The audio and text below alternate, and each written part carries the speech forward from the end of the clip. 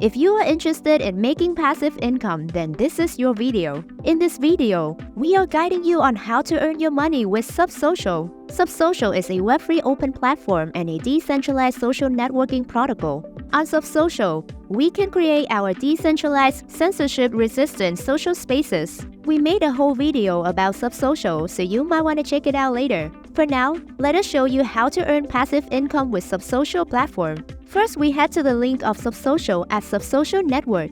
On the first page, you will notice the Start Staking button, and then click on it. After clicking, you will be directed to grillab.net/staking. Then, check out the right corner of the website and click on Login. Here you can choose to log in with your Grill key or create a new one via your social account or Polkadot wallets like Talisman, Polkadot.js, Subwallet, or Encrypt. You can also connect your EVM wallets to log in. After finishing all these steps, you are successfully logged in. To start earning with Subsocial, you must stake up your sub token with a minimum of 2,000 subs. This will also allow you to start creating and interacting with content on Sub ID. You can check out the rate of staking here. You can get sub tokens via a major centralized exchange like MEX or decentralized exchanges on Polkadot like HydraDX or StellaSwap.